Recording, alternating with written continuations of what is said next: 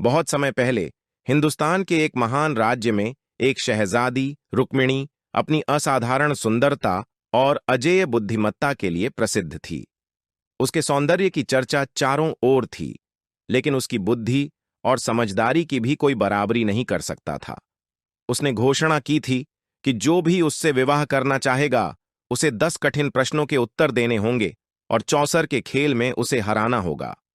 यदि कोई असफल होता तो वह हमेशा के लिए उसकी कैद में चला जाता।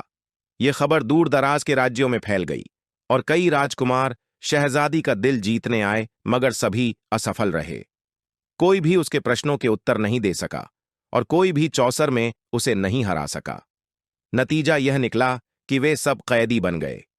एक दिन एक राजकुमार किसी तरह शहजादी की कैद से बच निकलने में सफल हो गया और भागते भागते राजा वीरसन के राज्य में पहुंचा। वह थकान और डर के मारे कांप रहा था। जब राजा वीरसन ने उससे सच्चाई जानी तो उसकी आंखों में आश्चर्य और क्रोध एक साथ प्रकट हुआ। उसने फैसला किया कि वह स्वयं इस चुनौती का सामना करेगा और इस खेल को जीतने की कोशिश करेगा। राजा वीरसन के पास एक अत्यंत बुद्धिमान और बातूनी तोता हीरामन था। यह तोता प्राचीन ज्ञान का भंडार था और हमेशा समझदारी की बातें करता था। जब राजा ने उसे शहजादी रुक्मिणी की चुनौती के बारे में बताया तो हीरामन ने कहा, शहजादी रुक्मिणी केवल सुंदर और बुद्धिमान ही नहीं, बल्कि बेहद चालाक भी है। वह अपनी जीत सुनिश्चित करने के लिए हर संभव उपाय अपनाएगी, मगर यदि तुम धैर्य और समझदारी से काम लोगे तो तुम उसे हरा सकते हो। मैं तुम्हें कुछ महत्वपूर्ण ज्ञान दूंगा जो तुम्हारे काम आएगा। राजा वीरसन ने हीरामन की बातें ध्यान से सुनी और उसकी सलाह को मन में बैठा लिया।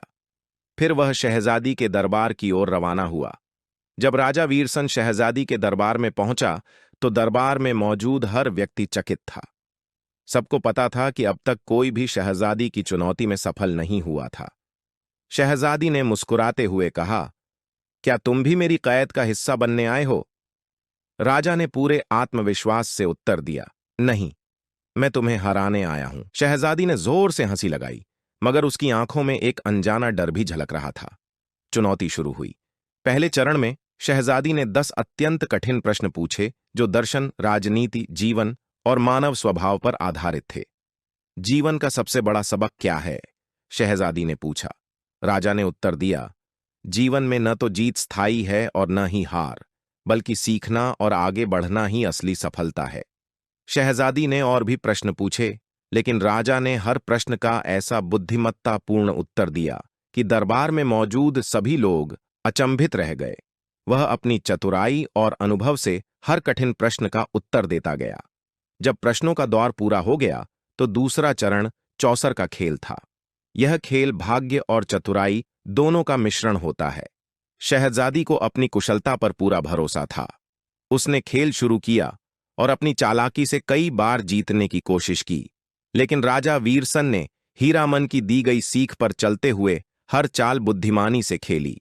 उसने धीमा और सतर्क दृष्टिकोण अपनाया और हर मौके पर सबसे अच्छा निर्णय लिया। धीरे धीरे शहजादी को महसूस होने लगा कि राजा की बुद्धिमत्ता साधारण नहीं, बल्कि उससे कहीं अधिक है। अंततः लंबे और रोमांचक मुकाबले के बाद राजा वीरसन ने चौसर का खेल जीत लिया। रुक्मिणी आश्चर्य और असहायता की स्थिति में चुप हो गई। वह अपने पूरे जीवन में पहली बार किसी के हाथों पराजित हुई थी। उसकी आंखों में आंसू आ गए, मन में हार का दर्द महसूस हुआ, मगर जल्द ही एहसास हुआ कि जीवन केवल जीतने का नाम नहीं, बल्कि सीखने और आगे बढ़ने का भी नाम है। उसने गहरी सांस ली और कहा, तुम पहले व्यक्ति हो जिसने मुझे हराया है। शायद मैंने हमेशा अपनी जीत को ही सब कुछ समझा, मगर सच्चाई यह है कि जीवन जीत और हार से कहीं बड़ा है। राजा वीरसन ने नम्रता से कहा, जीवन बदलता रहता है। असली सफलता अपनी अहंकार को हराकर सच्चाई को स्वीकार करना है। शहजादी रुक्मिणी ने न केवल अपनी हार स्वीकार की, बल्कि राजा वीरसन की बुद्धिमत्ता, धैर्य और अच्छे व्यवहार से प्रभावित होकर उससे विवाह करने के लिए सहमति भी दे दी। दोनों का विवाह एक भव्य समारोह में हुआ और यह विवाह केवल 2 बुद्धिमान व्यक्तियों का मिलन नहीं था, बल्कि बुद्धिमत्ता और सद्गुणों की विजय का प्रतीक बन गया। यह कहानी हमें सिखाती है कि घमंड और अहंकार का परिणाम अच्छा नहीं होता। असली सफलता अपनी अहं को त्याग कर सत्य को अपनाने में है।